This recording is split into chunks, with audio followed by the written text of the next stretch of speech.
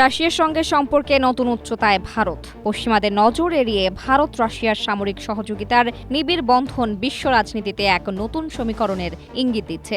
নতুন চুক্তি অনুযায়ী সেনা মোতায়েন থেকে শুরু করে সরঞ্জাম আদান প্রদান সবকিছুতেই এখন থেকে বিশেষ সুবিধা পাবে দুই দেশ। একই সঙ্গে S-400 ক্ষেপণাস্ত্র সিস্টেমের বাকি অংশের কাজ শেষ হলে নির্ধারিত সময়ের মধ্যেই নয়াদিল্লির হাতে তুলে দেওয়া হবে এমন ঘোষণায় নতুন মাত্রা পেয়েছে মস্কো দিল্লি কৌশলগত সম্পর্ক।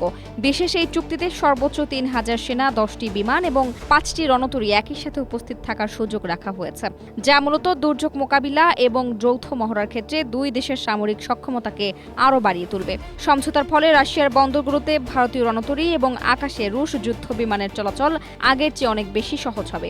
শুধু সেনা মোতায়েনই নয়, লজিস্টিক বা রসদ সরবরাহের ক্ষেত্রেও একে অপরকে সর্বোচ্চ ছাড় দেবে মস্কো ও দিল্লি। দুই দেশের মধ্যকার এই আইনি কাঠামোকে মূলত প্রতিরক্ষা খাতে দীর্ঘমেয়াদী এবং টেকসই অংশীদারিত্বের এক বড় মাইলফলক হিসেবে দেখা হচ্ছে। শুধু S-400 নয়, সুখোই 57 ফাইটার জেট এবং AK-203 রাইফেল তৈরির মতো স্পর্শকাতর প্রজেক্টগুলোতেও দুই দেশের গোপনীয়তা বজায় রেখে কাজ চলছে।